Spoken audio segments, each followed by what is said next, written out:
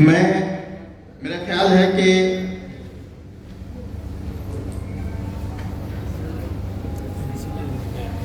Doctor Shahnawaz साहब तो मेरा ख्याल है यहाँ पे तशरीफ रखते हैं। डॉक्टर अमजद साहब से भी गुजारिश करूंगा कि वो भी तशरीफ ले आए। डॉक्टर अमजद साहब।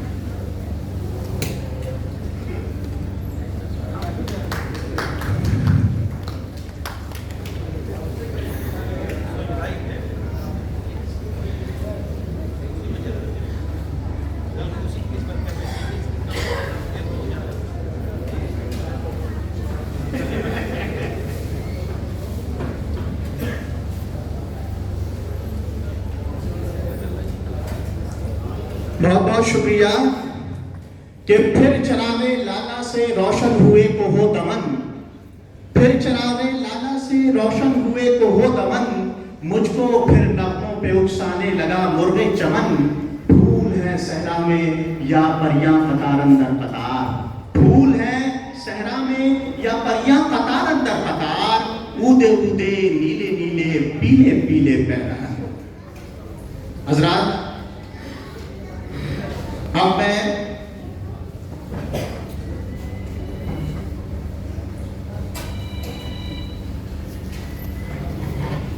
तकारीर का सिलसिला शुरू करने के लिए, बल्कि यूं समझिए कि लोग अपने ख्यालातों का इजहार करेंगे इस मौके से। तकरीर कहना तो अच्छी बात नहीं है, ठीक नहीं है, लेकिन जो लोग भी अपने ख्यालातों का इजहार करेंगे इस मौके से, मेरी उनसे गुजारिश रहेगी, पहले ही मैं गुजारिश कर लेना चाहता हूं उनसे कि प्लीज आप लोग 5 मिनट के अंदर अपनी बातों को खत्म करने की कोशिश करें, क्योंकि एक लंबी फहरिस्त है बोलने वालों की, है ना, और ये वक्त जो है काफी लग जाएगा इसमें। लिहाजा आपसे मेरी मुअद्दबाना गुजारिश है कि 5 मिनट के अंदर अपनी बातों को अपनी बातों को रखें। अब मैं इस प्रोग्राम को आगे बढ़ाने के लिए अपने एसोसिएशन के प्रेसिडेंट इंजीनियर ऐनुल हक साहब से इस शेर के साथ गुजारिश करूंगा कि वो स्टेज पे तशरीफ लाएं कि कोई अंदाजा कर सकता है उसके जोरे बाजू का, कोई अंदाजा कर सकता है तो उसके जोरे बाजू का, निगाहे मर्दे मोमिन से बदल जाती हैं तकदीरें। मैं जनाब ऐनुल हक साहब से गुजारिश करूंगा कि वो स्टेज पे तशरीफ लाएं, और मैं आपको एक बात बल्कि चंद बातें गोशगुजार करा देना चाहता हूं। वो ये है कि ऐनुल हक साहब वो शख्सियत है कि जिन्होंने मेरा ख्याल है कि 20 साल पहले सीवान के अंदर स्कूल कायम किया। अब वो स्कूल जो है वो 10+2 तक पहुंच चुका है, और ये मेरा ख्याल है कि ये पहला स्कूल था सीवान के अंदर जो आपने उसको इस्टेब्लिश किया। आप बड़े मुखलिस आदमी हैं, आप जो है वो गरीब परवर हैं। आपके स्कूल में ये खास बात है आपके स्कूल की कि आप जो है जब कोई यतीम बच्चा होता है तो वो उस यतीम बच्चे से आप स्कूल में फीस नहीं लेते। इवन अगर कोई गरीब है तो उस गरीब का मतलब इतना मैक्सिमम हो सकता है उसके लिए कंसेशन करते हैं, और ये देखते हैं और कंसेशन करते हैं, और कंसेशन करने के साथ साथ मैंने ये भी सुना है कि जनाब जो है वो गरीब लोगों की शादी में खासा ताउन करते हैं। तो ये सारी खूबियां हैं ऐनुल हक साहब की, और इसीलिए मैं ये समझता हूँ कि कहीं ना कहीं ऐनुल हक साहब जो है वो सैयद के मिशन को आगे बढ़ा रहे हैं। और मैं ऐनुल हक साहब से गुजारिश करूँगा आप कि वो तशरीफ लाएं और अपने ख्यालातों का इजहार करेंगे। ऐनुल हक साहब।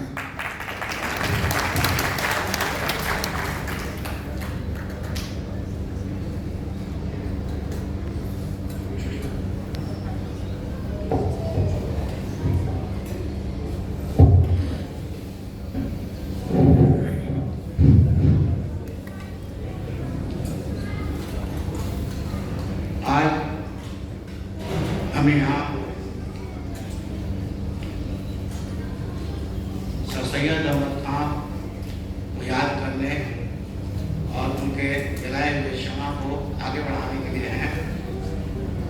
मैं अपनी बात की आगाज़ एक शेर से करना चाहूँगा। उसी महंगे के एक शेर में जो मुशायरा हुआ था बड़ी अच्छा लगा वो शेर मुझे, और उन्होंने एक बहुत अच्छी बात कही। वो जो है उस शेर को मैं यहाँ दोहराना चाहता हूँ कि वो मेरे चेहरे तक अपनी नफरतें लाया तो था, वो मेरे चेहरे तक अपनी नफरतें लाया तो था, मैंने उसके हाथ चूमे और बेबस कर दिया। मेहमान खुसूसी जनाब सुहैल साहब, मेहमान एजाजी जनाब भाई साहब, जनाब अबू लैस साहब, अमूबा के पैट्रॉन डॉक्टर साहिद हुसैन साहब,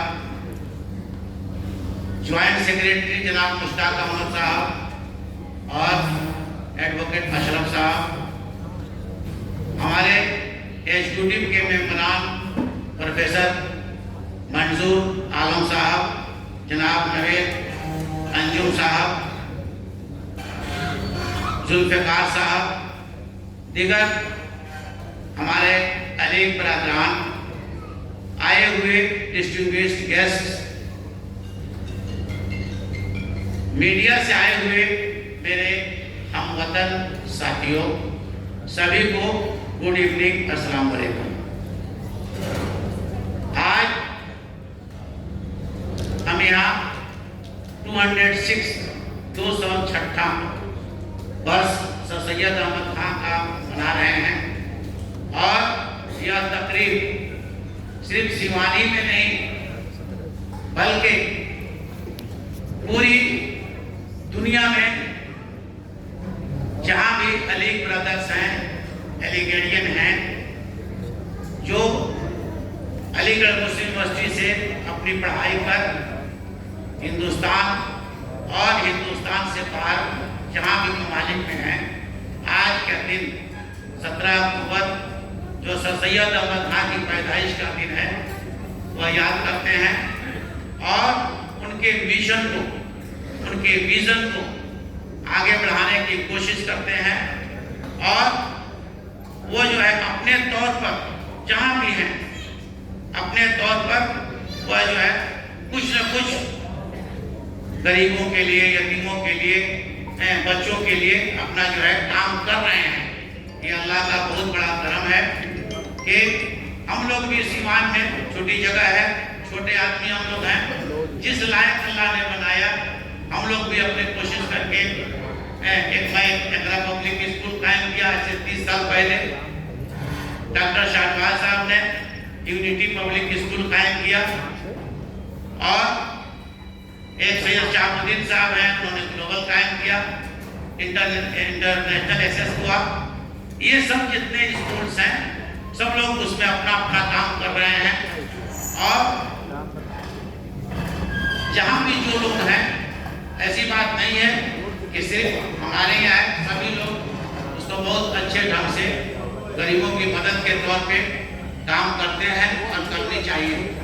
देखिए सर सैयद साहब का सिर्फ यही ख्वाब नहीं था कि स्कूल कॉलेज हर कोई कायम नहीं कर सकता है, बहुत इसमें भी दिखते हैं, मुश्किलात का सामना करना पड़ता है, लेकिन मेरी एक सोच है कि हम अलीग ब्रदर्स जहाँ भी रहें, अगर मेरे मोहल्ला में कोई गरीब बच्चे हैं जो पढ़ नहीं सकते हैं, उसको इमदाद के तौर पे हम पैसा दे करके उसको पढ़ाने की कोशिश करें, उसको इकट्ठा करके हम खुद पढ़ा दें, हम लोग की बीवी हों, बच्चे हों, उसको पढ़ा दें, ये भी एक बहुत बड़ी मदद होगी।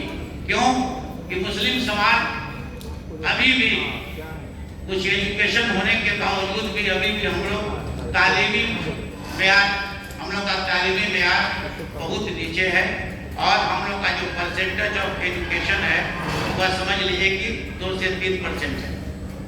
हम लोग जो है बहुत नीचे हैं, अभी बहुत एजुकेशन की जरूरत है। तो सैयद अहमद खान का ये अल्लाह उनको जन्नत दे, उनकी देन है, उन्हीं के बदौलत हम लोग आज यहाँ दिखाई दे रहे हैं किसी न किसी फॉर्म में। चाहे वो इंजीनियर हो, चाहे डॉक्टर हो, चाहे लॉयर हो, चाहे साइंटिस्ट हो, हर जगह हैं। लेकिन वो जो है उनकी जो सोच थी, उस सोच का आज तक फिर कोई इंसान 206 साल उनको हुआ, उनकी पूरी लाइफ 1817 में उनकी पैदाइश हुई थी, 1898 में उनका इंतकाल हुआ था। करीब 81 बरस वो जिंदा थे इस हिंदुस्तान की सरजमीन पर।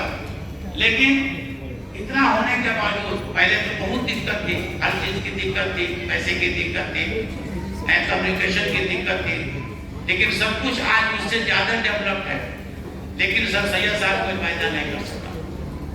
आज दूसरा सर सैयद कोई जो है नहीं है, और बड़ा मुश्किल नजर आती है, बहुत मुश्किल कि कोई पैदा होगा। हम अपने लेवल पर काम कर रहे हैं, लेकिन उनकी सोच को याद कीजिए।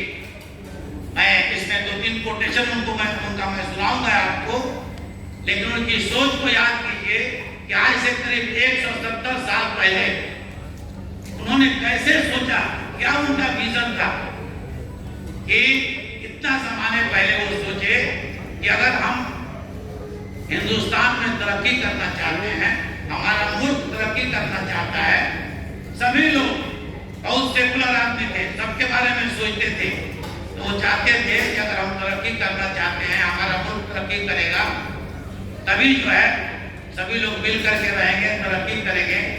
तो इसके लिए वाहिद एक उन्होंने फॉर्मूला दिया कि आप जो है अंग्रेजी भी पढ़िए, जो माहौल जैसा है उस तरह से तालीम लीजिए। तालीम के दौर जो हो उसमें आप ये नहीं कहते थे कि आप उर्दू मत पढ़िए, अरबी मत पढ़िए, संस्कृत मत पढ़िए, आप सब पढ़िए। लेकिन उसके साथ साथ वो जो माहौल उस वक्त का था, तो उसमें लोग अंग्रेजी पढ़ना नहीं चाहते। सर सैयद साहब ने कहा कि नहीं, जब तक तुम इंग्लिश नहीं पढ़ोगे अंग्रेजों के साथ मिल करके, और उसके बाद तुम चाला बशाना नहीं चलोगे, तब तक तुम उसको काट नहीं सकते हो, आगे नहीं बढ़ सकते हो, तरक्की नहीं कर सकते हो। तो वो उनका मिशन था, एक बेदारी थी, एक मुहिम था, वो जो शुरू किए। इसलिए सर सैयद साहब का नाम लेने पर ये नहीं कि सर सैयद साहब किसी शख्स का नाम है, सर सैयद किसी तारीख का नाम है, एक रिवॉल्यूशन है। वो बहुत बड़े साइंटिस्ट भी थे, बहुत बड़े मुफक्किर भी थे, एडुकेशनिस्ट भी थे, और इस मॉडर्न इंडिया के वो आर्किटेक्ट भी थे। तो उनकी सोच को आप सलाम कीजिए और उनकी सोच को देखिए कि आज से करीब 170 साल पहले वो सोचे कि जब तक हम अंग्रेजी नहीं पढ़ेंगे तब तक हम तरक्की नहीं कर सकते हैं। यही सोच की बिना पर काफी लोग उनको मुखालफत किए उस दौर में, और लोगों ने उनकी बात नहीं सुनी, उन पर कुफ्र का फतवा लगा दिया कि अब तो काफिर हो गया है, अंग्रेजी पढ़ने को कहता है। लेकिन आज देखिए, अगर उनकी वो सोच नहीं बनती, बाद में कुछ लोग उनसे जुड़े मिले, उनको उन्होंने जो है इस चीज को कायम करने के लिए खासकर जो आया था कि 1857 में गदर के बाद उन्होंने स्टडी किया और हिंदुस्तान के हालात को उन्होंने पढ़ा, देखा, पढ़ा, और ये पाया कि अंग्रेज जो है खासकर मुसलमानों को टारगेट बना रहे हैं और उनसे नफरत पैदा कर रहे हैं।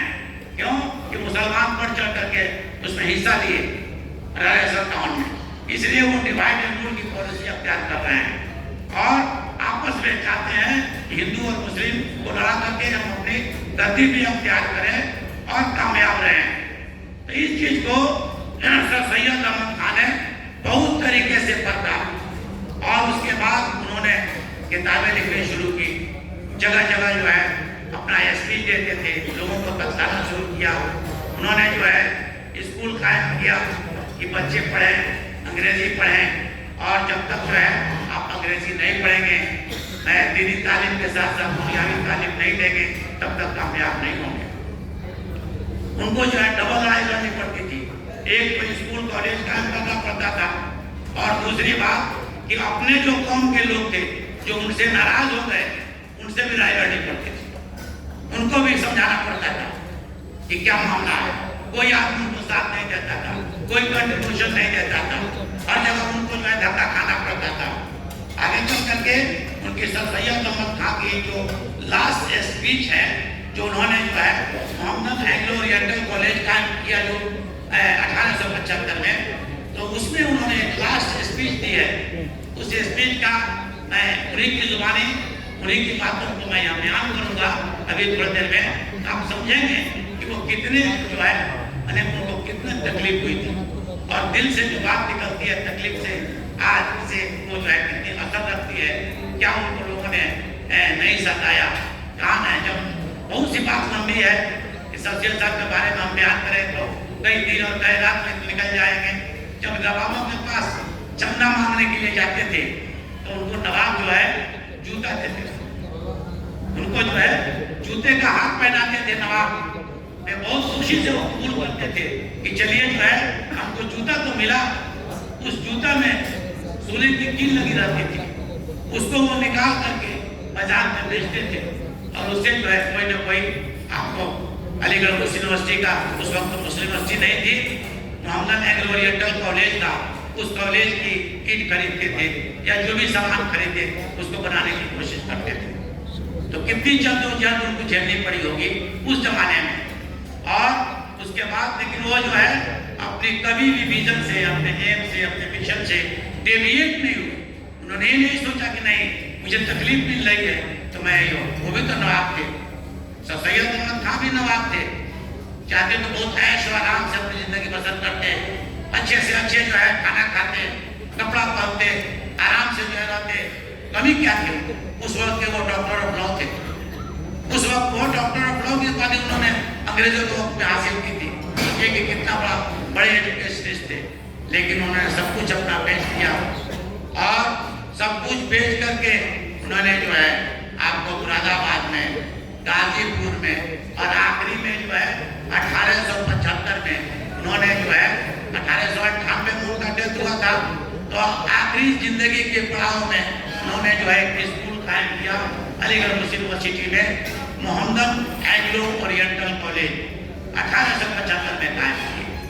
और उनकी वही सोच थी कि ये स्कूल हम तो मर जाएंगे, लेकिन आगे चल करके जो हमारे लाइक माइंडेड होंगे, जो हमसे इत्तेफाक करते होंगे, हमेशा तो मेरे मुखालिफत ही नहीं करेंगे, बात मेरी कभी भी समझ में आएगी तो वो जो है मिल करके इसको आगे बढ़ाएंगे। और वही हुआ कि 1898 के बाद लोग उनसे कुछ जुड़े, उनकी बातों को समझे। लोग ऐसा है हकीकत में कि इंसान की कदर उसकी जिंदगी में बहुत कम होती है, ये भी एक नेचुरल चीज है। इंसान की जिंदगी में जो है लोग कदर नहीं करते हैं, लेकिन इंसान जब बढ़ जाता है तब लोग समझते हैं कि आदमी कैसा है। तो उनके 1898 में इंतकाल के बाद 1920 में अलीगढ़ मुस्लिम यूनिवर्सिटी जो है वो फॉर्म में आई। यूनिवर्सिटी की शक्ल मोहम्मद एंग्लो ओरिएंटल कॉलेज 1920 में यूनिवर्सिटी का रूप लिया, और उसके बाद अब यूनिवर्सिटी में डिफरेंट डिपार्टमेंट, डिफरेंट ब्रांचेज होते गए, बढ़ते गए। हम लोग भी गए और वहाँ से जो है हम लोग तालीम हासिल किए। जितने इसमें हैं 50% करीब हमारे अधिक ब्रदर्स बैठे हुए हैं, ये सभी लोग कोई ना कोई डिग्री वहाँ से लेकर के आए और आ करके यहाँ पर जो है अपना अपना, कोई डॉक्टर है तो प्रैक्टिस कर रहे हैं, कोई इंजीनियर है तो अपनी नौकरी कर रहे हैं, कोई बिजनेस कर रहे हैं, कोई लॉयर है तो अपनी जो प्रैक्टिस कर रहे हैं। तो हर आदमी अपने अपने फील्ड में अपना अपना काम कर रहा है। और मुझे ये कहने में फख्र है कि जो भी लोग यहाँ काम कर रहे हैं कहीं ना कहीं वो जो है गरीब परवरी का भी काम करते हैं। ऐसी बात नहीं है कि लोग मदद नहीं करते हैं, और मदद करनी चाहिए। देखिए हम अपना पेट भर लें, अपना बहुत अच्छे से जिंदगी ऐश इशरत से बिता लें, तो ये सर सैयद साहब की सोच नहीं थी। इसका मतलब उनके साथ हम जो है इंसाफ ही नहीं कर रहे हैं कि हम बढ़िया से जो है अपना जो है सब काम कर लें, और हमारे बीच में, हमारे पड़ोस में या हमारे जो है गांव में कोई जो है भिखारी रहे, अच्छे से जिंदगी नहीं बसर कर रहा है, खाना ठीक से नहीं खा रहा है, और हम बहुत से खाना बढ़िया से खा करते रहे, तो आपका खाना जो है वो सही नहीं, वो नाजायज हो गया। तो ये सर सैयद साहब की सोच थी, और इतनी सेकुलर सोच थी जो आप सोचिए कि वह जो है बोलते थे कि ये जो हिंदुस्तान है एक दुल्हन के मानंद है, एक दुल्हन के मानंद है। और दुल्हन का जो है, जिस तरह से दुल्हन की दो आंखें होती हैं, उन्होंने ये तस्वीर दिया कि एक आंख उसका जो है हिंदू है तो दूसरा आंख उसका मुसलमान है। अगर आंख में कोई तकलीफ होती है तो आंख जो है भीगी होगी, आंख रोएगी, और अगर एक आंख चली जाती है तो वह दुल्हन जो है काली हो जाएगी। ये उनकी सोच थी कि उन्होंने जो है किस तरह से किया। उनकी 7वीं या 8वीं क्लास में जब मैं था तो सर सैयद साहब का एक आर्टिकल पढ़ा था, मुझे अभी याद है। तो मैं भी उसके बाद से पढ़ना जब मैंने शुरू कर दिया था, याद है आपको जो है बढ़िया पढ़ने में मन लगाने लगा। एक आर्टिकल उनका था, बहुत छोटा था, मैं पढ़ा था कि एक रात में एक परी आती है। उनकी आर्टिकल था कि रात में एक परी आती है, वो ख्वाब दिखाती है। तो ये मुझे जो अगर बहुत परी जो है खूबसूरत होती है तो रात में ख्वाब में दिखाती है परी कि अगर मुझे किसी को ये हासिल करना है, मुझको अगर किसी को हासिल करना है तो वह जो है पढ़ लिख करके सबसे अच्छा जो कामयाब इंसान बनेगा उसी से मैं शादी करूंगी। ये जो है सर सैयद साहब जो है आर्टिकल लिखे इस तरह ताकि बच्चे कैसे पढ़ करके मोटिवेशन देखिए उनका कि बच्चों को कैसी तालीम दी जाए, बच्चे पढ़कर कैसे पढ़े, कैसा दिल लगाए पढ़ने में, ये उनकी सोच। तो मैं उनके सोच को, उनके विजन को, उनकी बातों को मैं सलाम करता हूँ और दुआ करता हूँ कि वैसे आप अल्लाह उनको जन्नत दे और उन्हीं की जलाई हुई शमा को आज हम लोग जला करके आगे उनके मिशन को, उनके बातों को, उनके चलाए हुए शमा को आगे बढ़ाने की कोशिश कर रहे हैं। और यह जो है आज पूरे हिंदुस्तान में और हिंदुस्तान से बाहर हर जगह पूरे दुनिया में कहिए कि पूरी दुनिया में आज अलीगढ़ से जो बच्चे हैं वह सर सैयद अहमद खान को याद कर रहे हैं। चूंकि बौद्धों को इसमें बोलना है, इसलिए मैं बात को अपनी बहुत लंबी नहीं पढ़ाऊंगा, बल्कि एक चीज मैं ये भी बता दूं कि अलीगढ़ ने क्या नहीं दिया। हर फील्ड में अलीगढ़ ने अपना प्रोडक्ट दिया। अलीगढ़ मुस्लिम यूनिवर्सिटी से पढ़े हुए जो ओल्ड बॉयज कहिए या उनसे जो फारिग हैं, उनका मैं एक छोटी सी फेरिस्त देता हूँ, छोटी सी फेरिस्त। ऐसे तो लाखों हजारों में होंगे, लेकिन doctor Zakir Hussain president of India, ABAMU के प्रोडक्ट थे। खान अब्दुल गफ्फार खान ABAMU के प्रोडक्ट थे। हामिद अंसारी जो वाइस प्रेसिडेंट ऑफ इंडिया थे, वो भी जो है। आमिर दीदी प्रेसिडेंट ऑफ मालदीव, ये भी जो है आपको AMU के प्रोडक्ट थे।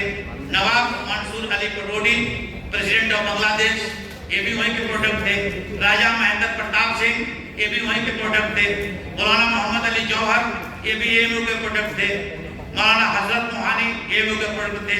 अब्दुल गफूर जो अपने यहाँ के चीफ मिनिस्टर हुआ करते थे, वो भी वहीं के प्रोडक्ट थे। साहिब सिंह वर्मा जो CM थे Delhi, chief minister of Delhi Sahib Singh Verma, ये भी AMU के प्रोडक्ट थे। सैयद हामिद नोटेड एजुकेशनिस्ट, वो भी वहीं के प्रोडक्ट थे।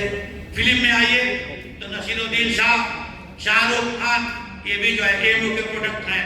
उसके बाद जावेद अख्तर जो साइन राइटर हैं, ये भी AMU के प्रोडक्ट है। शाहरियार नोटेड पोएट, वो भी जो है AMU के प्रोडक्ट है।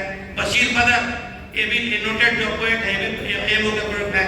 मोहसिना किदवाई, ये भी AMU के प्रोडक्ट है।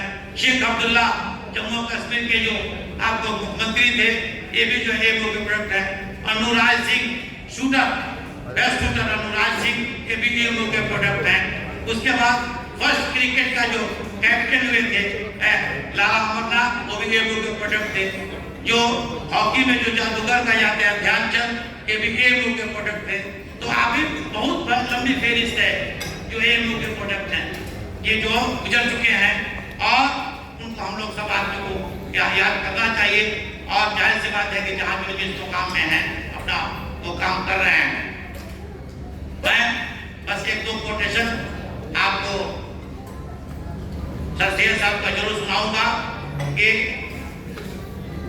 एक देखिए एक जगह उन्होंने एक सभा में ये बात कही, उनकी उन्हीं की लिखी हुई बात, उन्हीं के मैं उसको क्लिप पढ़ रहा हूँ, उसमें कोई बात जोड़ या आगे पीछे नहीं है।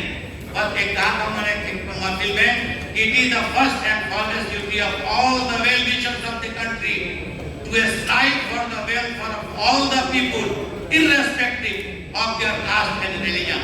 The prosperity of a nation is not possible without all sound progress of the country. एक जब कहा उन्होंने।